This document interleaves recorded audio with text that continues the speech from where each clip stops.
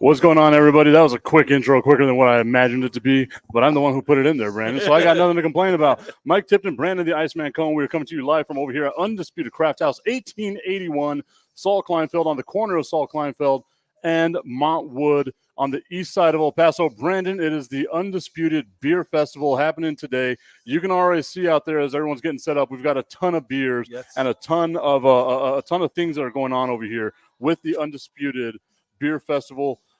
Brandon, but let's talk some sports as we get started here. I don't know if you hear this. You're getting like a little static. It was a little fuzzy. Little fuzzy. But we power through. I'm not too sure if it's me or if what it is that's happening here. It feels like maybe something might be a bit of a like what he just did there. Loose connection there. But hey, it's all good. It is all good, baby. I wonder if these things charging next to it might. You think so? Would that add some static? Yes, you're right. All right, maybe. Just a little fuzz in the left ear. Hold on, let me just quick disconnect you. This over here too. Actually, no, yeah, that did it, didn't it? Yeah. Okay, yeah, okay. Yeah. That's the benefits of doing things live as we try to get things done over here at Undisputed CraftHouse.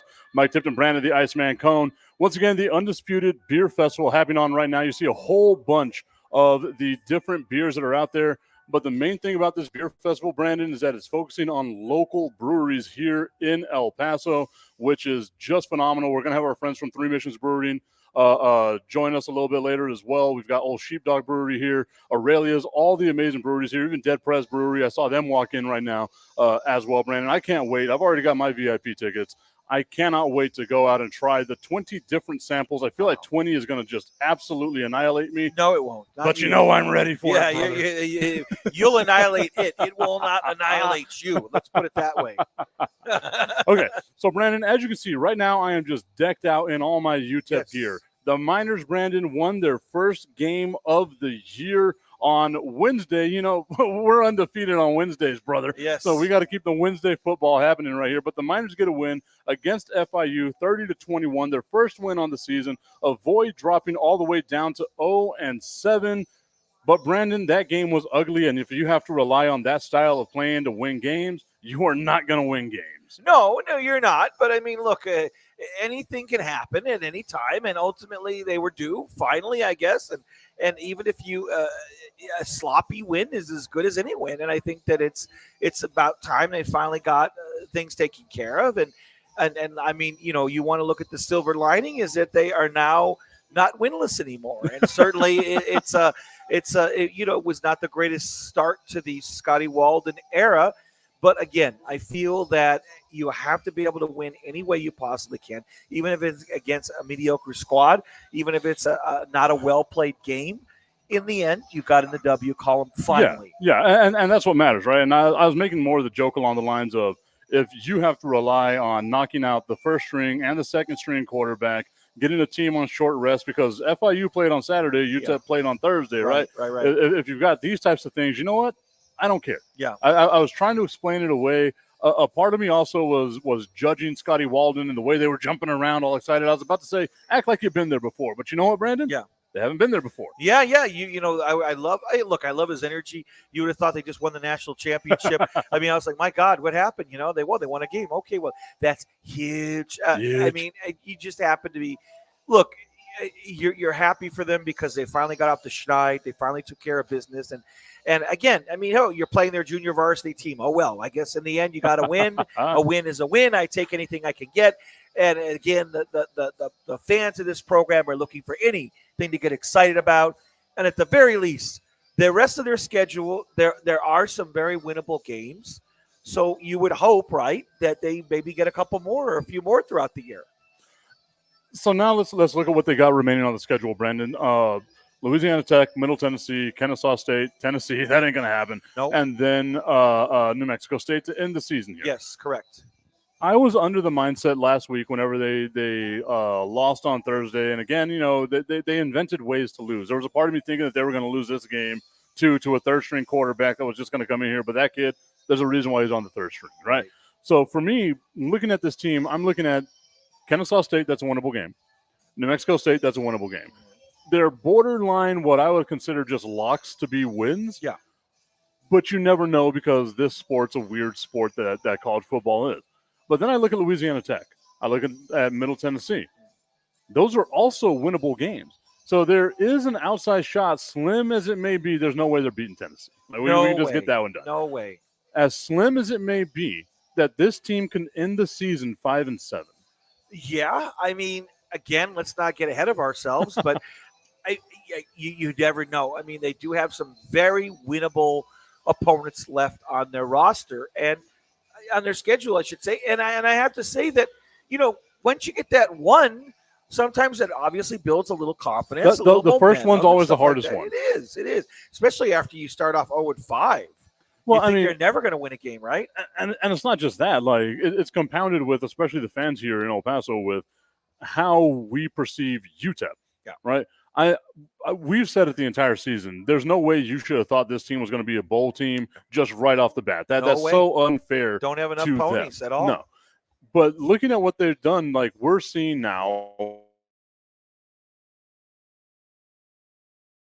right? Like, we got to win.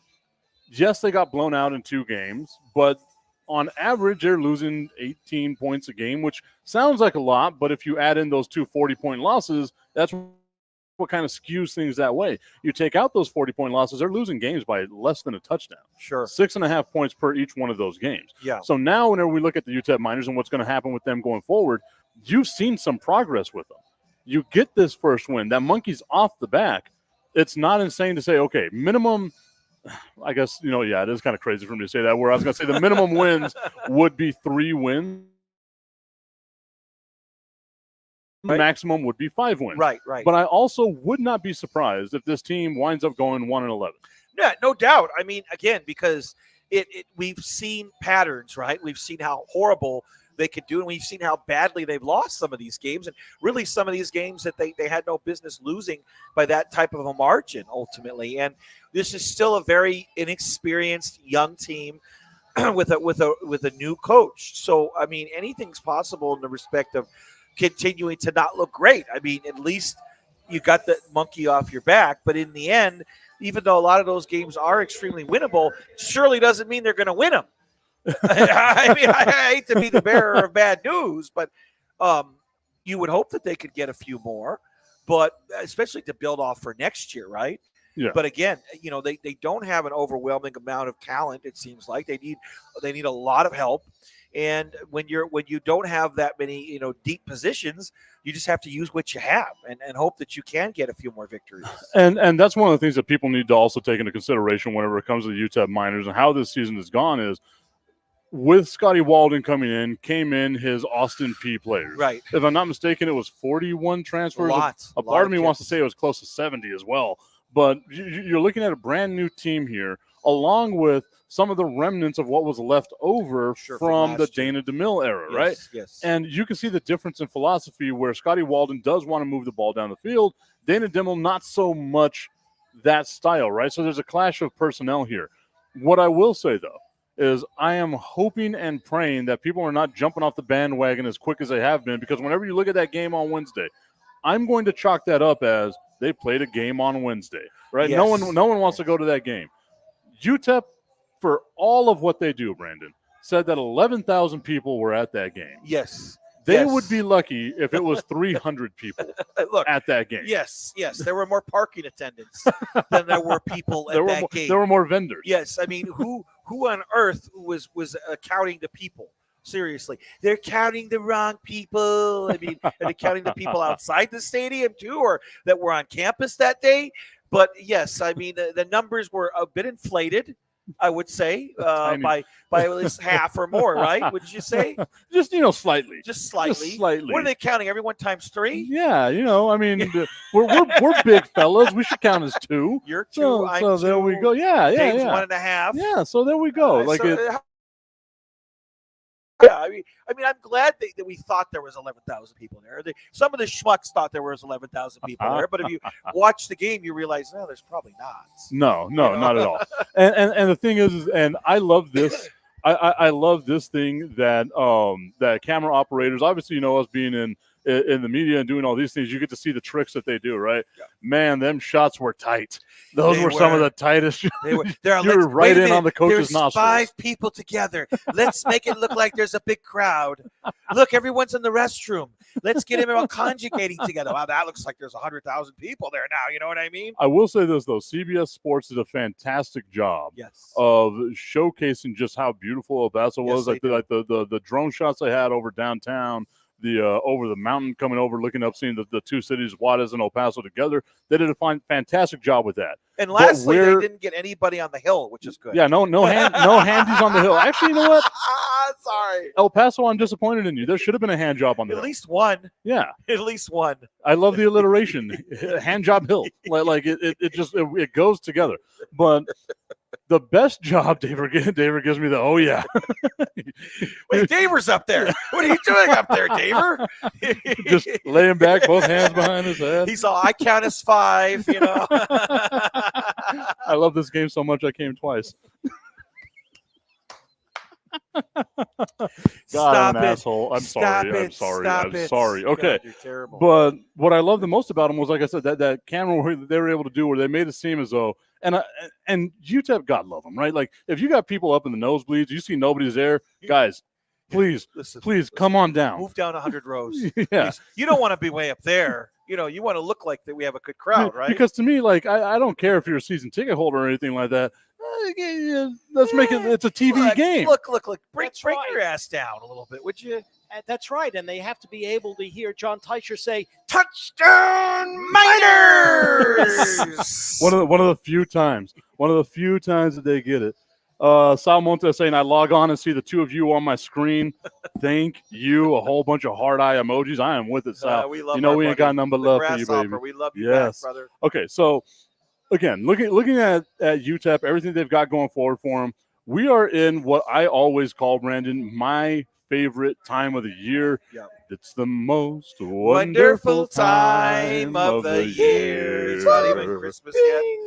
I love whenever Derek gets involved, man. That's great. That made me so happy, Lord. Dave. Here, let me take my headphones off. Oy vey.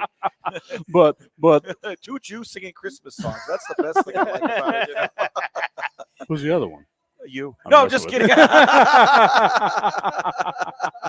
And Sal saying Daver's there too. I love it. It's a Oy vey. great day. Come on out here, KROD Sal. reunion here. Yes, you know? yes, it is. Come on out here, Sal. 1881 Saul Kleinfeld. We are on the corner of Saul Kleinfeld and Montwood at Undisputed CraftHouse. It is the Undisputed Beer Fest happening today from 2 o'clock until, I believe it's 10 o'clock this afternoon. They've got a bunch of vendors outside. They've got VIP areas. They've got beer all over the place. Undisputed CraftHouse has the largest selection of craft beer in the city of El Paso. And, of course, they're giving love to all of the local breweries here. Three Missions Brewery. We've got Old Sheepdog Brewery, Aurelia's, all of the, a lot of the breweries here in El Paso. Not all of them. There's a ton of them here in El Paso now, but a lot of them coming out here.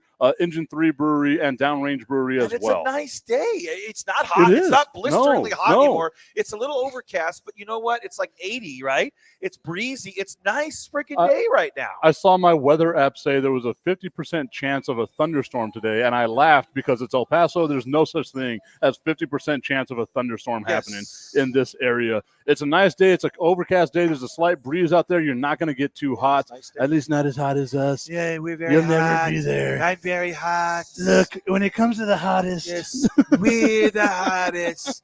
Yes, we are. We're sexy. Okay, so again, getting back to what we were talking about, look at the detour Sal took us on. Jesus, Sal. Would you knock it off, please? The happiest time of the year for me. We have basketball, hockey, the NFL, college football, baseball, the World Series, all that stuff WNBA coming right around the WNBA. The WNBA final. If you've not been watching that, you are missing out. We got Kayla Thornton to get a ring, right? So Sabrina Ionescu just draining logo game winners is what makes this game amazing to me. But UTEP basketball is going to be taken off. As we know here in El Paso, UTEP is a basketball town. Yes. I've always said that about this place. When it comes to at least college sports, basketball is our thing, right? What are your expectations this year? Once again, Mr. Let's get 20 wins, and I'll call it a great season, win the national championship, maybe, and we call it a great season. What are your thoughts as we get closer to inching ever so close to the beginning of the UTEP basketball season? Well, I mean, postseason play. And, I mean, the thing is that I really obviously want them to make the tournament again, especially before they venture over to the Mountain West, which will be huge. But I mean, ultimately, you have to piggyback off last year, almost making the tournament, and really should have made the tournament. Yeah. And again, people don't want NIT here, but at least if you gave them a NIT, it'd be a little morsel of some hope, right? But I'm thinking tournament play. I'm thinking some sort of postseason play this year. Got to do it. Got to do it. At first, I kind of agree with you because, yeah, they made it pretty deep in the Conference USA tournament, right? They were also the lowest seed by far to get anywhere in the Conference USA tournament, which means the regular season was bad. Correct. Right? Right. So I don't know if I'm going to say NCAA tournament, I think would be I don't think that's attainable for us. I don't think we can win the division. I don't think we can win the conference, rather. But what I can say is I'm with you. NIT. Let's just see small growth, incremental growth as we move forward with UTEP basketball, because as of right now, you can't have bad football along with mediocre basketball. Yeah. The volleyball team was always doing great. They're doing better this year. Like they've got momentum going their way as well. But for me, it's like with UTEP basketball, you've had the same coach now for a handful of years. It's time. It's time. It's what, year 4? Yeah. It's time. You Yeah. got to do something because the natives are getting restless. And you know what this whole shtick is?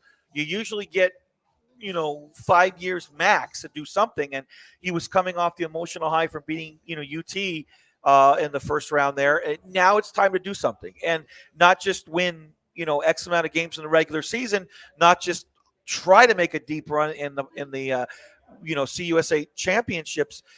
Do something and make some sort of postseason play.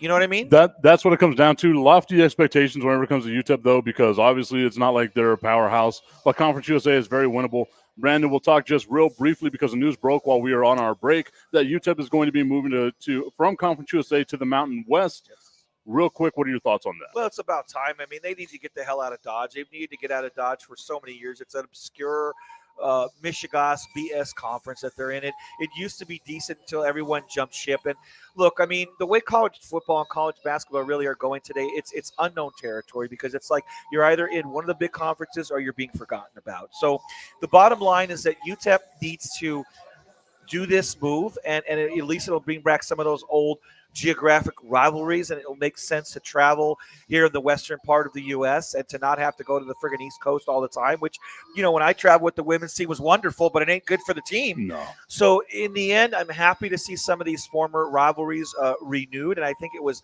absolutely necessary. I cannot say that the Mountain West is not going to be dismantled soon with everybody trying to get out of Dodge, but I think in the end, it's a step in the right direction, and that's just what they need. I equated it to having one foot on one step and the other foot on the other step on an escalator, right? Yeah. But the escalator is stopped. Yeah. I mean, you're kind of where you want to be. Yeah, but you ain't quite where you want to be. But the whole question is, what happens with the Mountain West, right? And that's a great question. I know that the Mountain West was able to get a commitment from Air Force, from UNLV, and from Hawaii that they're going to stay for football in the Mountain West for football. Right. Hawaii obviously doesn't play or isn't going to play basketball in the Mountain West, but you have that football. Football is what drives these conferences, that's the right? Big shekels right there.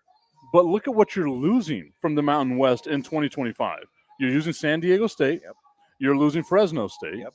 You're losing Utah. You're losing a lot. Reminds me of CUSA. And that's exactly what I'm talking about. So so to like, me, it might not be a lateral move. It might not be a move up. It might be one of those kind of, just at an acute angle. One step. We'll call it an acute 30 angle degrees, move. 30 degrees. Yeah. But it's better than where you are right now, which is But is it? Yes, because at least Wyoming's there, at least New Mexico's there, at least there's more interest in the games for the fan standpoint and for ultimately playing in bigger venues and playing maybe more nationally televised games. Well, I think what this was just speeding up the process of what was going to eventually happen to Conference USA. You and I have spoken about it a bunch of times. I thought Conference USA wasn't going to survive into 2030.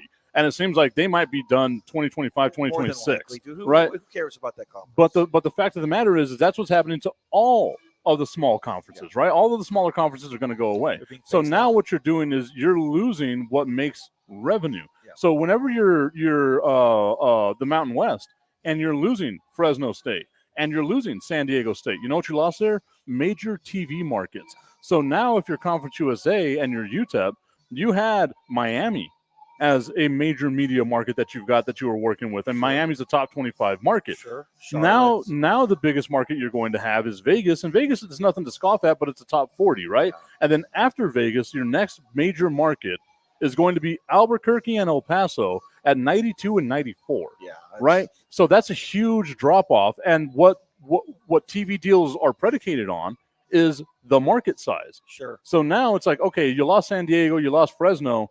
What are you going to get to At replace least they those? have Laramie, Wyoming.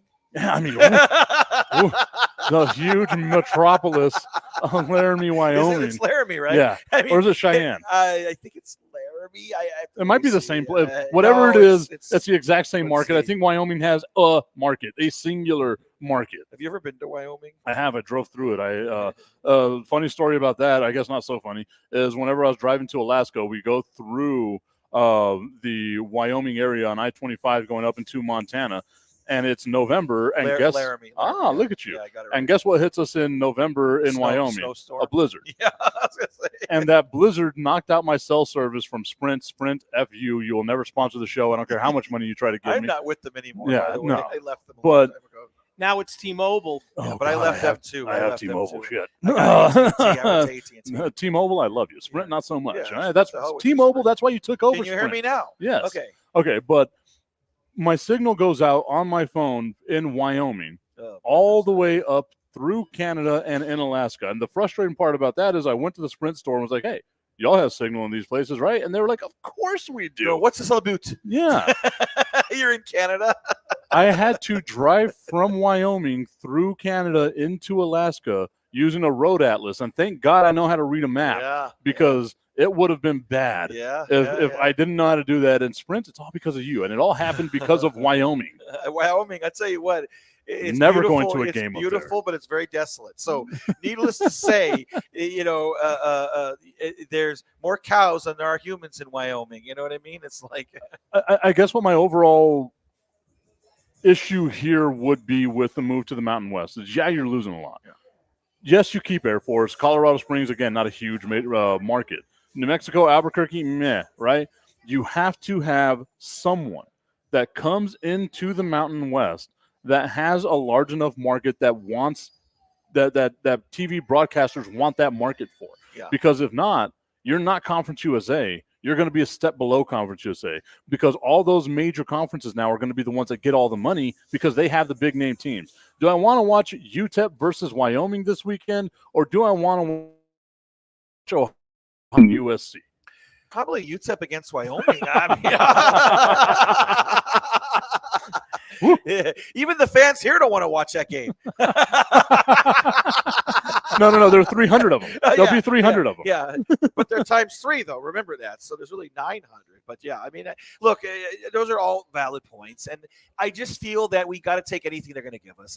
And certainly this is something that I think a lot of El Pasoans and, UTEP fans alike have desired for so many years. And it's never come into fruition because of how piss poor the programs have been. Both of them. Let's call a spade a spade. They've both been garbage, okay? They really have. And they're lucky to be even leaving the conference, in my opinion. So here's the thing, though. Will going to this new conference give them a better chance of actually winning actual games? Because it won't. No. Okay. Well, it's not going to help recruiting, I don't think. And that's why I say, like, maybe it's a move in that, like, I believe that people in El Paso are looking at it with nostalgia, right? This is a team that or a conference that we should have been in whenever the WAC dissolved and it was all these old rivalries and blah, blah, blah, blah, blah, right?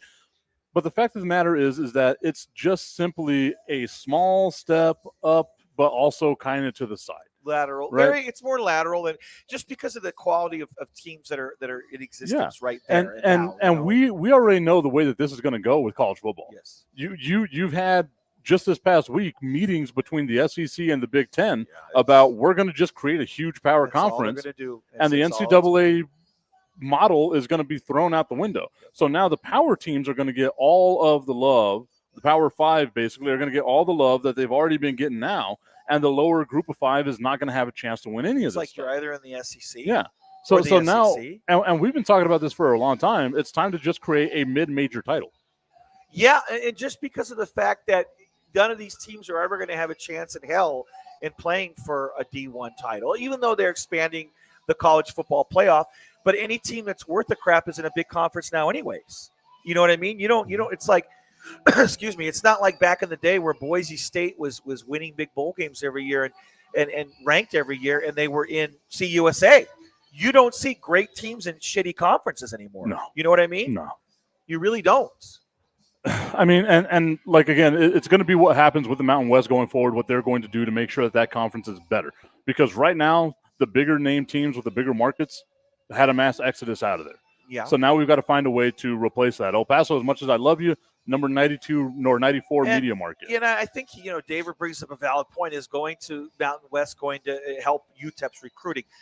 No. And I just say that because L.J. Martin, he's playing and blowing it up at BYU. Had over 120 yards in the game that they won last night. A great game, a late-night game. I'm trying to remember who they beat in the last second, but hell of a game. But again, you're a great player. You're not going to stay here and go to school at UTEP. You're just not, for obvious reasons, right? And that's the thing, right? Recruiting in Texas, you've got a list, maybe 10 deep, that you look at before you come to UTEP. And even teams that you think, hey, like UTSA, well, at least you're in San Antonio. Yeah. Versus you have more opportunities, right? I mean, I told you this from day one whenever I found out that Texas and Oklahoma were going to go to the SEC. Would you rather go to Tuscaloosa, Alabama, or Austin, Texas, and we're going to pay you the same? You're going to go to Austin, Texas. Going to Austin. Also, the number one team in the nation. And that's what I'm saying. So now you're going to see the Texas Longhorns. If they win a national championship this year, they will be unstoppable as far as money goes. Yeah. Because that's all their boosters care about. Sure. They've been able to have all this money based off of a win 20 years ago. It's a shame because we have a lot of talent in this area. Look at the kid from NMSU who went to Vanderbilt with Coach Kill. They beat Alabama a couple weeks ago. Diego, you remember his last name? He's a great quarterback. Pavia. Yeah, he played with NMSU. Blew UTEP up last year, right? You knew he had an abundance of talent. Well, he got the hell out of here. Yeah. He got out of this area and he went with Jerry Kill. And why not? And then now he's got he's being the number one or what, He will never have to buy a meal in Nashville, Tennessee ever again. He'll never have to pay for a Nashville hot chicken sandwich again. And you know what? You're in Nashville. That's huge. Oh, yeah. No, that's I love great. Nashville. That is great town. Good nosh is there. We're getting some love in the comment section here. Olia Arena saying, good afternoon, boys. And then we are getting some messages over on Twitch as well. Love the content. Just joined the stream. I'll be joining the next stream with some of my friends. Look at that. The show people. Is growing. You got to love that as well. Michael Montes tuning in right now as well. But right now, Brandon, we're going to take a quick break. Whenever we come back, I've been wanting to ignore them because they don't deserve my love anymore. They don't deserve it. They're garbage. They hurt us. They're terrible. They're the worst. I don't want to watch them anymore. They're the Dallas Cowboys. Yes, they are. The hell with them. We'll be right back. Hi, this is Jim Paul. I'm a two-time cancer survivor, and cancer is a very scary word. And we as El Pasoans have an opportunity to do something about that. And that is get our own cancer treatment center here in our town. I was born, raised, and educated here in El Paso. And we had a lot of success with the things I did with the Diablo Baseball and Hospice El Paso. But I want to tell you something right now. In this coming election, there is a bond issue, Proposition A, for UMC to have, for El Paso, their own cancer treatment center with the latest technology, cutting edge, everything. We don't have to go to Houston anymore if we can afford to, time and time again. It has a burn center included. We don't have to fly to Lubbock when we have severe burns. It includes upgrades to all our clinics, which are highly successful now. It includes upgrading of all surgical and equipment and latest technology in imaging, all the most important things that are for our community. It does not include salaries. This is all structural things, equipment things. It is so important for us to go out and vote yes for item 351 on Proposition A. Vote yes for us. It might be the last thing on the ballot, but it should be the first thing in our hearts.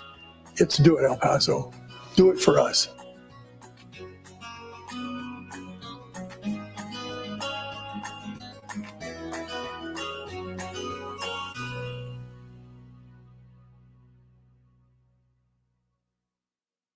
Hello, everybody. Bernie Olivas, Executive Director of the Sun Bowl Association, giving a little update for the Tony the Tiger Sun Bowl, which will be played on December 31st at noon at the Sun Bowl Stadium. Still too early to find out who's coming to the game, but I'll give you a little update. I get a lot of questions as to what's going to happen with the Pac-12 now that they're dissolved. Well, for the next 2 years, the Sun Bowl Association will have a pick of all the Pac-12 schools that left. So we still have access. We're going to still have access to UCLA and USC and Washington and Oregon and Cal and Arizona State and Utah. But on the other side, it's still going to be the ACC. So a lot of people have been asking the questions about, now that there's only 2 Pac-12 teams, who are you going to go? Well, now you know. Again, December 31st, 12 noon, Sun Bowl Stadium. Tickets are going pretty well, so don't be left out. Come by the office or go to Ticketmaster and get your tickets. We'll be waiting for you. Get ready, Sun Bowl fans. The 2024 Tony the Tiger Sun Bowl is back, and it's bigger and better than ever. Mark your calendars. Tickets are now on sale. Whether you're a longtime fan or new to the action, don't miss out on the best seats in the house. Secure your tickets before Thanksgiving and be a part of the tradition. Last year's game was a sellout. Don't wait until it's too late. Join us on December 31st for a day of unforgettable football, family fun, and festive cheer. Visit sunbowl.org to grab your tickets. The clock is ticking. Be there when history is made.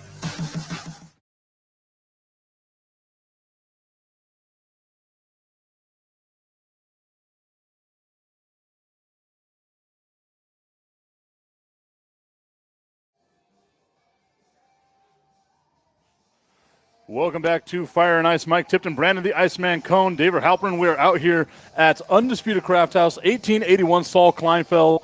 We were sitting down, but being two heavy guys on tall chairs is not a good idea. My leg was starting to fall asleep. My leg that's already asleep, the rest of it was falling asleep. So that we got all that going on right now. But it is an Undisputed Beer Festival. I just saw Broken Rules Brewery just walk on right out of here. They've got a ton of different breweries here. Not just local breweries, but national brewery chains as well. Brandon, a little bit later on today, our friend Renee Botello has sponsored a wrestling championship style belt that is going to be going to the brewer with the best beer here. That's going to be voted on by everyone that comes on out here to Undisputed CraftHouse, 1881 Saul Kleinfeld, on the corner of Saul Kleinfeld and Montwood Boulevard over here on the east side of El Paso.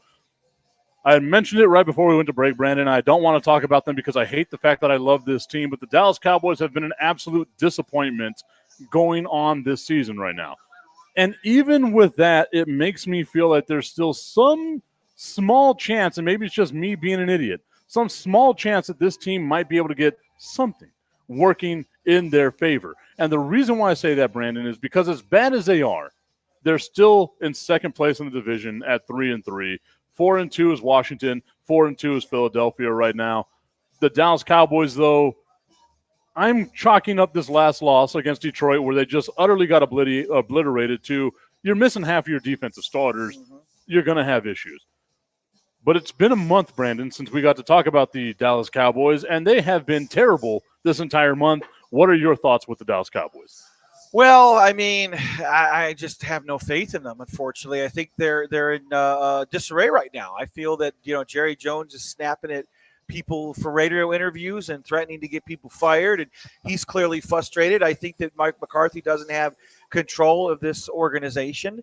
I don't think that CeeDee Lamb has been playing great, but then again, Dak's been not playing well so far. And granted, they did play a very good team, and it is a shame because they had that big win at Pittsburgh, but who knows how good the Steelers are.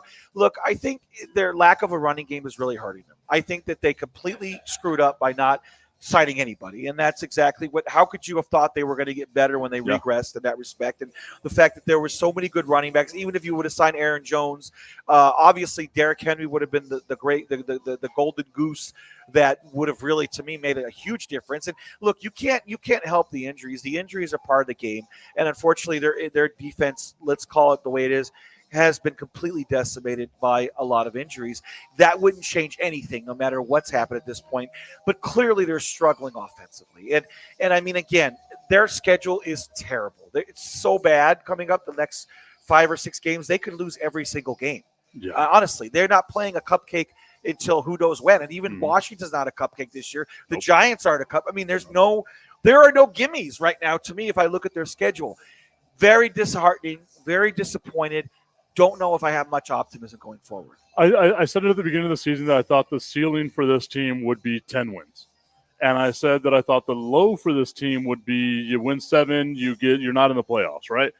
That seems to be the way that this is going to pan out. And Tommy Cananza hits it on YouTube, hit it on the head by saying, I don't think injuries would have helped this team out at all because they are a bad defensive running team. We saw the way that New Orleans just ran right through them whenever they were the healthiest they were going to be at that point in the year. And the Dallas Cowboys just cannot stop the run. And then whenever you can't stop the run, and now you're missing, the ability to even get pressure on the quarterback because they weren't anywhere near Jared Goff the other day. The fact that they were able to pull off a reverse into a flea flicker, so it's basically a double reverse flea flicker for a tight end that's down the field. You know how long it takes for that play to develop? Yeah, quite and a they bit. pulled it off. Yeah. And it was a touchdown. It was a 52-yard touchdown. It's not like it was, a 7-yard dump off or something. It was a 52-yard touchdown pass that they were able to get off of a double reverse flea flicker, which I don't think I'd ever heard of in my life as being an actual play. Then you start seeing what Detroit was doing, which I thought, hell, go for it. Try to score 100 points on this team. Where it was, let's do a hook and ladder with an offensive lineman. Yeah. They were trying to get that lineman touchdown based off of what happened to them last year. But whenever you look at this Dallas Cowboys team and you see, okay, what can this team be? What is the identity of this team? Last year, they were a defensive. We're going to get after the quarterback. We're going to be able to throw the ball down the field. We've got weapons that are going to protect Dak on the offensive line. They lose those weapons on the offensive line. Dak has no time to throw the ball. And the worst part about it is they're not even adjusting their offense to it. They're still trying to have downfield plays that take a lot of time to develop, and Dak is winding up on his ass because that line is just bad. And Zach Martin can only do so much, and Terrence Steele can only do so much whenever the rest of the line is bad. Yeah. And it is bad. And they're very one-dimensional, obviously. They don't have, it's like you really didn't do much to improve as a whole. I mean, let's face it. I mean, I don't even know at this point that their drafts have really been stellar. And I mean, to me, they look like such a subpar team right now that I like I said, I wanted to have optimism, especially against the, at the Steelers and all that. That was a big win. I couldn't remember the last time they actually won at Pittsburgh. I mean, it's been who knows how long against a red hot, Steelers team at the time. And we saw what they never did. And that's win a game at the last second. Like Dak never did that. The Cowboys don't do that now. That's not the team that we know of. They always lose games like that, 99.9% of the time. With the exception of the skillful clock management that they did against the Pittsburgh Steelers. Yeah, and that would be the issue that I think everyone has with the Dallas Cowboys going forward. And I want to give a shout out to Sandra Garcia and Oralia Nunez who are tuned into the show right now. But whenever you look at this Dallas Cowboys team, you said it as well as anyone else has, right? Like, they didn't make any real additions. And everyone's out there saying, oh, well, Jerry was, being cheap. They don't spend money, blah, blah, blah, blah, blah. I want to play devil's advocate to that notion, right? Because you wound up paying Dak Prescott $60 million a year. Yes. You wound up paying CeeDee Lamb $30 million a year. You're going to ultimately have to pay Micah Parsons around $30 million a year as well. You want to keep those guys, you got to be able to pay them. On the flip side, if Jerry let CeeDee Lamb leave, fans would have lost their shit. Sure they would have. And rightfully so based on how he did last year, right? I think the only player that they could have let walk was Dak, and fans would have been okay. There might have been a little bit of upheaval with it, but you cannot let Dak just walk without getting something in return. Right. So the biggest issue with that is, what do you want from this Dallas Cowboys team? Do you want them to sign the stars, or are you going to be willing to go through a complete rebuild? Because I've been on this bandwagon for a while, Brandon, saying they need a rebuild. Tear it all down. You want to keep Micah Parsons and have him become the Dallas Cowboys all-time sack leader? Cool, right? You want to keep Diggs? Cool. But you need a complete overhaul on that team right now because you have $90 million wrapped up in two guys. That's an insane thought process that's just going to get bigger and bigger and bigger each year, right? It's not Jerry Jones is being cheap. It's that Jerry Jones is spending the money. Just the rest, trapped. Yeah, and that's what it is. And that was the issue with the Dak Prescott contract last year. If they had walked away from the Dak Prescott contract last year, they just traded Dak or released him or did any of that, they would have had, on top of the $30 million they were paying CeeDee Lamb, $81 million in dead cap space. So that's $110 million you cannot spend. Right. Yeah. I mean, I completely understand, and it's people need to also realize that it is such a poorly run organization that Jerry Jones hasn't done a good job as their GM since the 90s, okay? And I'm going to say that with a degree of confidence, because what have they accomplished? Honestly, I mean, that's the only thing you can judge a team by lately, okay? And there's been so many other teams that have done such a better job than they have. This is just a not well organized team. It's not well managed. It's not well coached. I don't think that Zimmer's philosophies are working out great. Now, granted, they've had a lot of injuries, but again, it's your decision ultimately of how soon or how late in the season I'm going to re-sign Dak Prescott and, of course, CD. And he waited till the very, very end, which gave them very limited options. And then they're like, you know what? We'll just bring Zeke back, who already knows the organization or whatever. That's just a terrible cop-out. It's a terribly bad decision overall. There is one other point.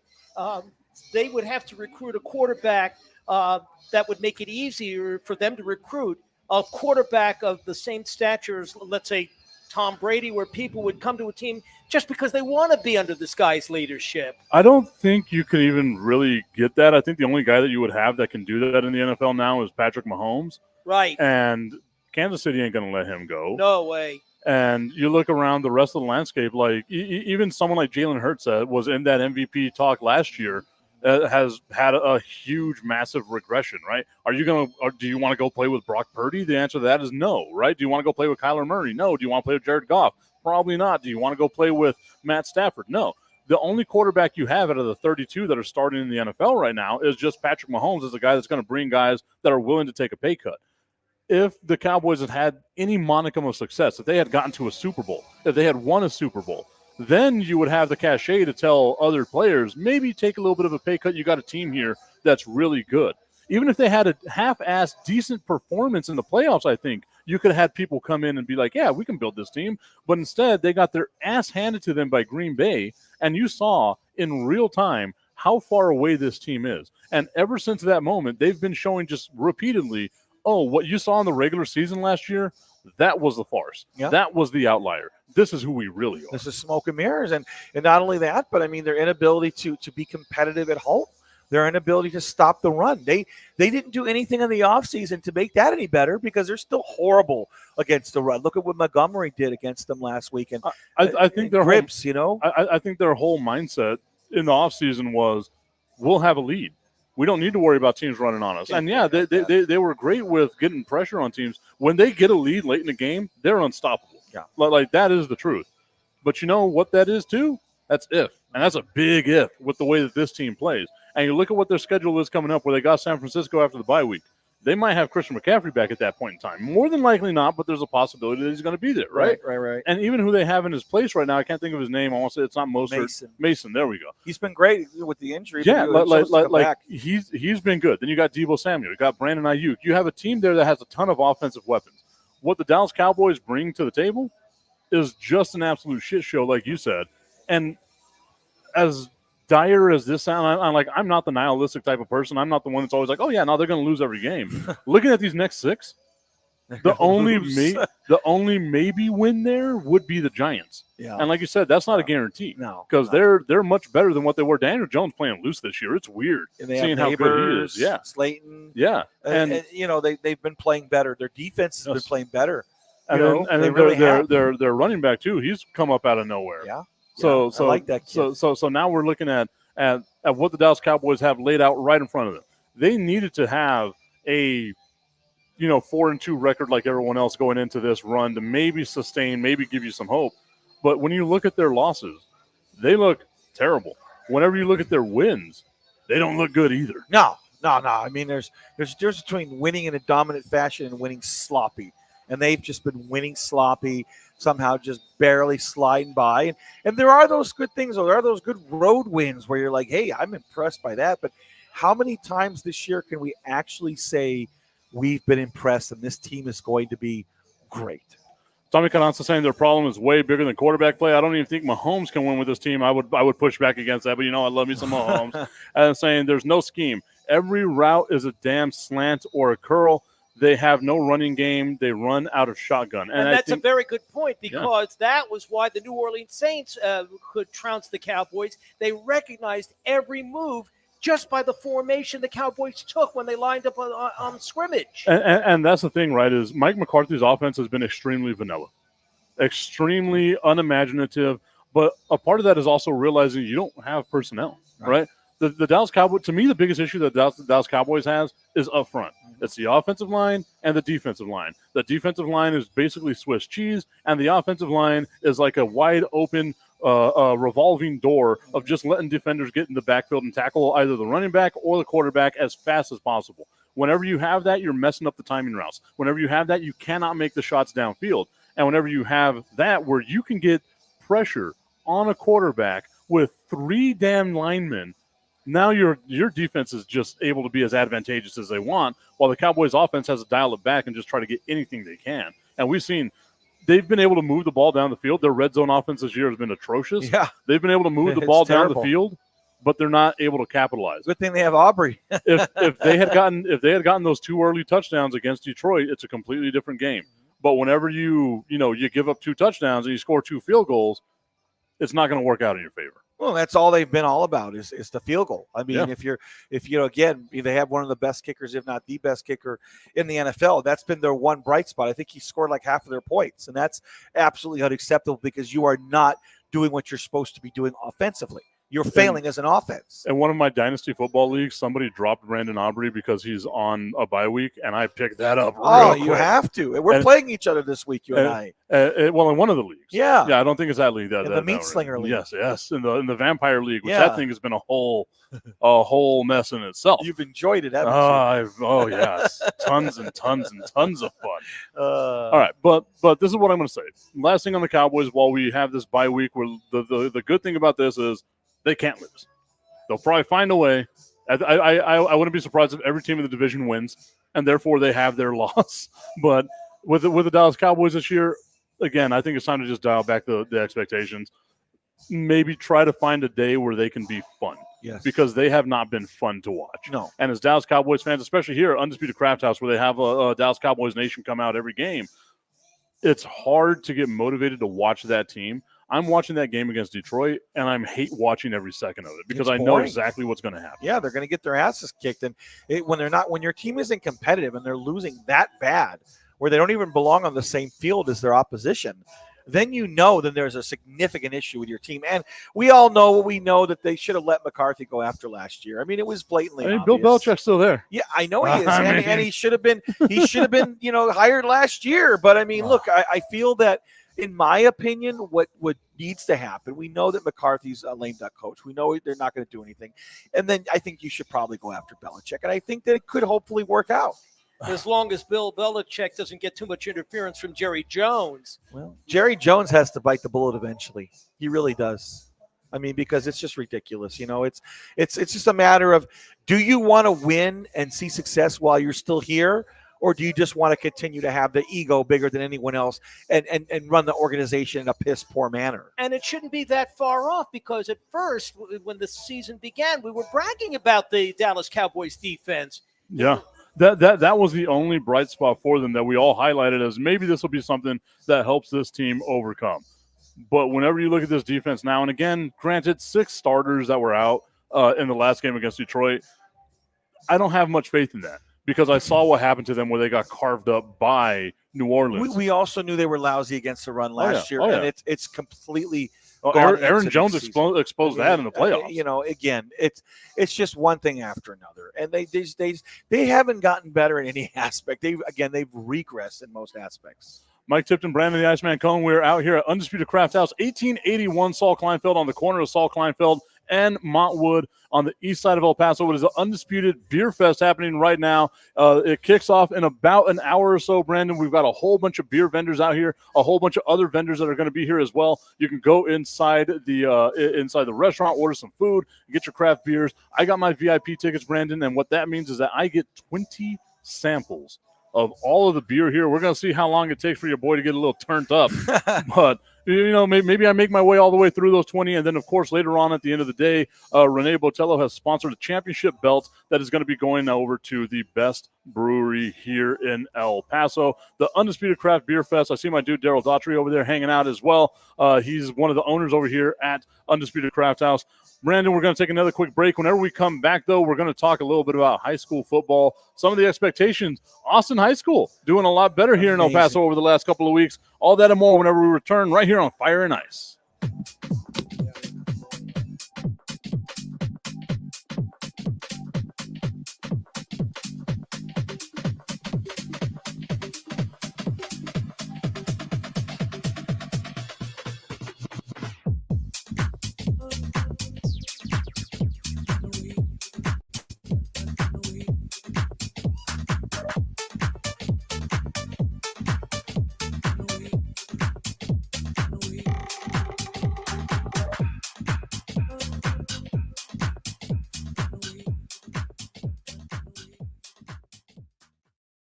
Fat, triggered, liberal, beta male, one donut away from a heart attack. That's actually kind of funny. Oh, hey, didn't see you there. You caught me going through my mentions. You post one thing about a kicker and then boom, everybody is on your nuts. Scram! Leave her alone. And people ask me all the time, Tip, how do you deal with it? All these people on your nuts. And the reason why, Happy Nuts Comfort Cream. What is Happy Nuts Comfort Cream, you may ask? Well, I got the answer for you. It's a soothing, anti-sweat protection, anti-chafing lotion to a powder that helps keep my nuts happy and fresh. So, how do you use Happy Nuts Comfort Cream? Well, here are the tips from Tip. Step number 1, make sure the application area is dry. Apply a small amount of lotion to your nuts, thighs, or any area that might experience wetness and chafing. Then allow for a few moments to dry as a silky powder. You can do a happy dance if you want to. It does help it dry a little faster. Then wash your hands. Don't be effing dirty, you nasty ass. And then boom, Happy Nuts. Visit myhappynuts.com to view all their products or click the link right here. You'll see an amazing array of products that My Happy Nuts has in order to keep your nuts almost as happy as mine. Go ahead, haters, stay on my nuts because my nuts are happy nuts.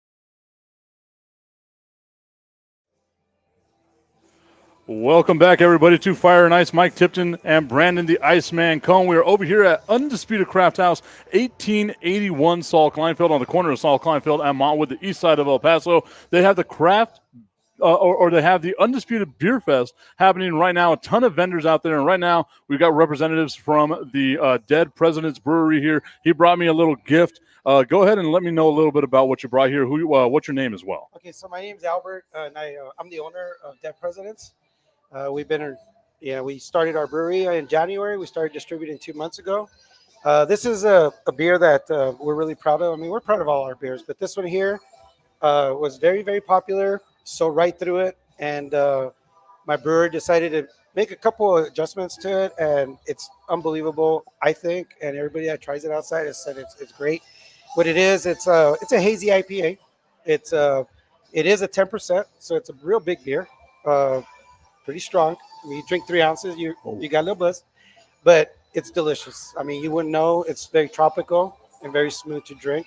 So this is the one beer that people will come in our bar and say, I've never had an IPA, never liked IPAs, and they'll try that and love it. So that's exactly what I was about to say. I'm not a huge IPA guy, and that one is not like your normal IPA. Brandon, if you want to give it a shot, go ahead. But it is. It's not as harsh as like what your normal IPA is. Brandon's seen it at Union Draft House. I've been going through the 100 beers over there, and I think they had about 20 straight IPAs that I had to just force myself to try to drink. That right there, like you said, is smooth. That is the Hazy Gipper, you said? The Hazy Gipper, yes. The Hazy Gipper, okay. So where is Dead Presidents located at? So we're located at 3002 Pershing, right next to Aviators. We're right in the central of the bar district. We're right across the street from Love Bus. My wife and I also own Aviators next door and Papa Dobles. So we're in that area. We just felt like a brewery just made sense in that area. We're very fortunate enough to hire, I think, the best brewer in El Paso. His name's Jonathan Barraza. He just stepped out. So yeah, he's been making great beer. We did not plan to distribute this early into it, but people are just asking for our beer. So here we are. Whenever people come out here to the Undisputed Beer Fest, what can they expect from you guys? Like what beers, what samples do y'all have out there? Undisputed has been great to us. I mean, you got to give it to Chris. Chris is, he's a pioneer in the craft industry. The guy is always trying to help people understand beer. I mean, beer is something that, especially craft beer, it's a bit of a luxury. It's not cheap, but it's a really hard industry to get into here in El Paso, and he's been a pioneer to it. He's brought in all of our beers. He's always had the Gipper. Our other popular one that's actually our best seller since we opened is called Tricky Dick. Okay. Tricky Dick is obviously Richard Nixon's. I would say paying some homage to Richard Nixon. Yeah. A lot of people hear the name and they're like, what the heck is that all about? But yeah, and the Gipper, obviously, Ronald Reagan. I mean, we have JF Coach after John F. Kennedy. So, that's our theme. No, but when you come to Undisputed, you could always expect to get anything from IPAs. He's got a stout. We're trying out stout right now. He's even brought in our lagers. We stick to real traditional beers. So you can find any of that anytime you come here to Undisputed. All right, one more time, last time. Where can people go to find out where Dead Presidents is? What's your social media? Where are y'all located at? So we're on Instagram, and we're also on Facebook. We also have a website. It's real simple. It's www.deadpresidents.com. The only thing that might make it a little bit harder, it's not spelled like Dead Presidents. It's Dead, obviously, but Presidents, like my last name, Perez. It's after our family name. So PEREZIDENTS, deadpresidents.com. Excellent. Thank you so much for coming on out here. I can't wait to get some more of those beers that y'all got. Once again, it is Fire Announce out here at the Undisputed Beer Fest. Mike Tipton, Brandon the Iceman Cone, 1881 Saul Kleinfeld on the corner of Saul Kleinfeld and Montwood. Brandon, that was absolutely delicious, absolutely tasty. Everyone come on out here. Once again, the event kicks off at 2 o'clock, so just about 55 minutes away from the event kicking off officially over here at Undisputed CraftHouse. They've got a whole bunch of merch and everything on out here, not just the beers, but they also have a phenomenal display of other vendors that are going to be here as well. Brandon, I alluded to it a little bit earlier, what we're going to talk about right now, but I want to give a little bit of love while I can to the El Dorado Aztecs. Obviously, I am the AV teacher over at El Dorado High School, and I have seen this team struggle from last year, getting 1-9 on the season, to this year being an incredible 7-0. They're on their bye week this week, so they didn't have a game. But, Brandon, they have been absolutely dominating. Their last game against Parkland, they win 77-33. An absolute drubbing over here. And whenever you look at what they have remaining on the schedule, it's real possible. Obviously, don't never put the cart ahead of the horse, but it's real possible for this team to wind up going 10-0. And then, of course, you've got another team in 5A in Del Valle who is just always the benchmark for great high school football here in El Paso. Absolutely. Jake Fetty, top quarterback in the city, ASU commit. I mean, he's had countless offers. We had his coach on here. What was it, about 3-4 weeks ago? Yep. And I'll tell you what, I think that their talent is unbelievable. I mean, every single year that team's contending for a district championship. They're the creme de la creme in the city. It's coming down to the nitty gritty. I mean, there's only a few weeks left here in the season, and certainly a lot of exciting things have been transpiring the last few weeks. And I think that Austin, we talked about them. They've been unbelievably hot. Their ground game has been tremendous. Their defense has been unbelievable, and their defense has been as good as it gets. And, let me talk about the scores. And next week, their game against Riverside is pretty much for the 1-4A championship. And other than the loss to your Dorado Aztecs, which is their only loss of the year, this team has been on fire. They've been unbelievable this year. Credit them and Coach Pichardo. So let's see. Thursday night, the 17th, we had Kaneeteo blowing Chapin out 41-7. And how about Coronado my alma mater, they took care of business on their homecoming night. That was 29-7 over the Mountwood Rams. Then last night, we had Austin over Irvin. That was a good game, because that was a big win. Irvin was 3-0 in the district, I believe. That was 31-14. Austin over Irvin. La Bowie over San Eli, 47-40.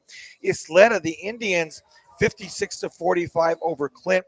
Riverside, they win big over Mountain View, 48-7, setting up that undefeated showdown next week for what should be the 1-4A title at Austin. That's going to be a great Friday night game. Then we had Andrus over Burgess, 34-21. Del Valle continues to roll, 42-13 over Horizon.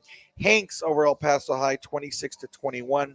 And then finally we had Franklin, their homecoming night. They beat your alum, Socorro, 35-14. But you know what? Socorro, at least they got those couple wins this year. That's all we can ask for what it's been like in Socorro. The needle is pointing on its way up.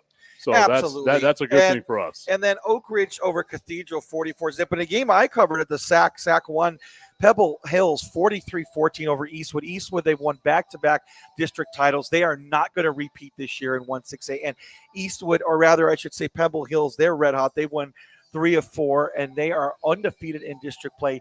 And Quarles, their running back, 18 carries, 305 yards, 3 total touchdowns, over 360 yards of total offense. The kid is unbelievable. Had an 83 and 57-yard burst TD right up the middle. He's got to be getting a lot of looks at this point. He's unfriggin' believable. So that is your Week 8 high school football scores. Looking at the landscape that we have right here as we're getting closer and closer to the playoff time here in Texas high school football, which is, we know, for people that don't understand what Texas is like, high school football is NFL, college, high school football. Like, it's those levels of football before we care about literally anything else. Now looking at what the playoffs might bring, is there a school out there so far that has kind of surprised you with where they are right now?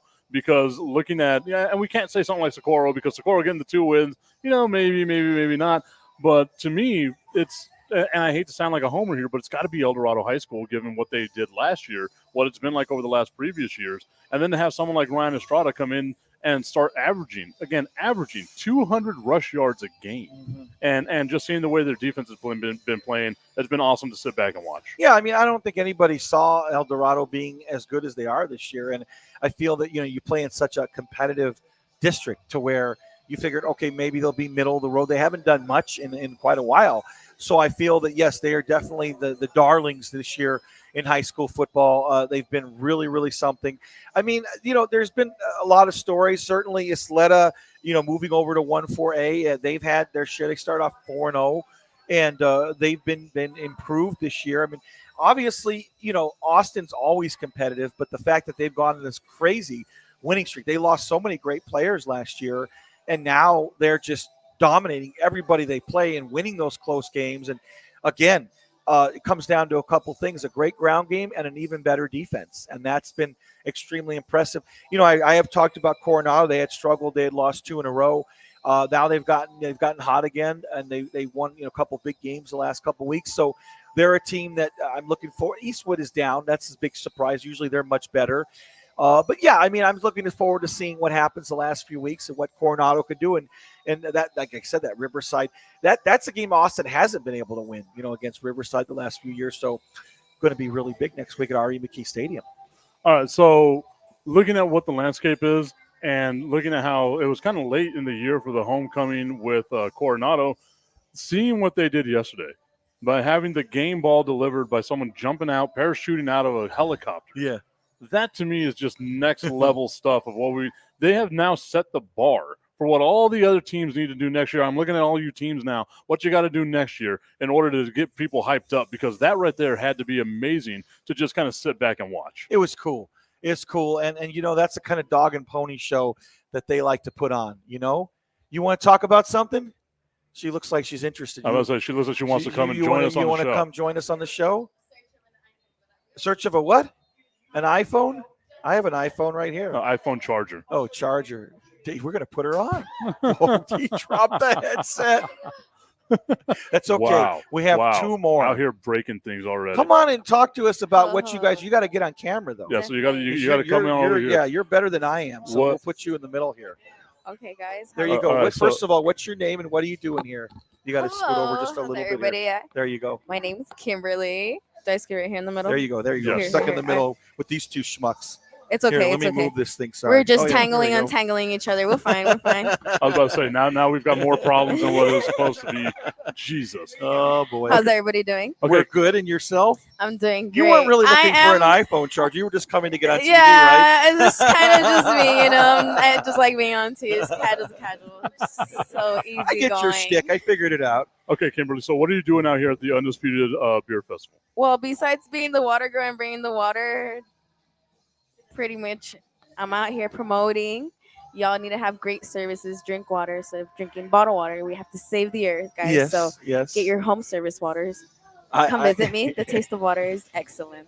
There we go. So the home service water, the taste of the water is excellent. I cannot wait to go out there and try some of it. Where are you all located at in this pantheon of people that are all out here today? So as soon as you guys pay your tickets or your entrance, we're right on the left. The first 120 people will get their first tumbler and water. So come on down, try it. Not only that, but we also do interior home service, so you can have it for your whole home. Nice. And it helps with your skin, your clothing, no chlorine on your skin. You know that winter's coming, so we don't Winter is coming. want no cracked skin. No cracked skin like me. I already have the I was freaking. about I to do say. too. Look at this. Look at Look at this. this crap here. Yeah. Wow. You know. And right now the chills Sad. just came to me, and I'm like, I'm Wow. like, it's getting cold, guys. Yeah. It's Winter that is season. coming. I feel Winter's bad Winter that coming. is coming. I Yeah. feel So you bad that gotta no one stay here has heard of hydrated. lotion before. that was Right? loud. I was so loud. You know what? But It's we like have I H2O. We There don't we have go. lotion, but we Yes. have free H2O for you guys to come on down. The key word Thank there was God. free. Thank Free God. water. Free water, guys. What a concept, because that doesn't Right? happen a lot here. I- Right? I've Who's never gonna heard say of it. free water? Free water. Free water. Yeah. What you really got to say is now free ice water and really get people excited. Well, there's free water. It's the water day. I am the water girl. We brought the water, but we're still out here, guys. You guys come on down. She's like, we're bringing out Excellent. the water. Not only They- that, but I have someone with me. Should Oh we- my God, just we're the tell us? official water Home girls. water We services. have Jessica. Yes, come on down. I like your She's shirt. like, I'm good. She's like, I'm not gonna I do like it. your shirt. You're the water girl. That's pretty cool. Okay, so a big shout out to our friends over here at Undisputed Craft House. We have Home Water Services. They are Kimberly, one of the title sponsors here Jessica, you guys for come on the down. event as well. So it's awesome to see that Home Water Services come on out here, providing all of the water. Brandon, you missed it a little bit earlier. They had the Remember, Tesla guys, truck the out first there. 120 people, you get your free tumbler. There you go. So the first 120 people, they get their free tumbler. Kimberly, thank you. We're going to let you get Thank back to you. work. What an honor. I hope you're able to find that iPhone charger hopefully sometime Yes. soon. Well, at least you got to meet us, though. Honor. Yes, she got to meet us, Brandon. Be careful. It what might you be the say. worst thing she's ever done in her life. No, poor no. girl. You guys are amazing people. Well, we try. I mean, I try. Nice to meet Nice to you. meet you. Yeah, definitely. Awesome. Okay, Brandon. So let's go ahead and call it a shot for the day. We've covered all the topics. Anything else that you want to talk about other than what we're doing over here at Undisputed Craft House? I mean, I'm just happy that Dallas can't lose this week because they're on a bye. That's all I have to I'm say. telling you, Other than that, I've that's it, laid you out a know? way where I believe they're going to wind up losing the game. And hopefully they'll take Keisha Adams' advice. The season's not over yet. Don't party too hard during the bye week. Oh no, that's what Tony Romo's legacy is going to be: is partying in Cabo during the bye week. Yeah, well, at least Romo made the playoffs and won a game, didn't he? You know One what? of You these know what? days? That is 100% you know what I correct. mean? All right. God almighty, dude. Everybody, I'm hoping to see you all out here. I'm going to be on out here for a while. I'm going to be emceeing the event as well over here at Undisputed Craft House, 1881 Saul Kleinfeld, on the corner of Saul Kleinfeld and Montwood. We've already seen Brandon. El Paso's a place that normally shows up late. We've had a nice group of It's a people nice coming crowd. in Nice crowd. that purchase their VIP tickets. There's still It's tickets available. phenomenal. Go ahead, come over here to Undisputed's Craft Beer Festival, the Undisputed Beer Fest. Look online so you can see all the pictures. I'll be tagging them. I'll be doing a bunch of stuff like that later on today as well. Brandon, is always a pleasure seeing my buddy. My buddy. Daver, thank you for coming on out here, taking time out of your day, joining us as well. And everyone that tuned into the show, thank you so much. We will see you all next week at a different time, but we'll have that time later. Maybe. It's like the Batman.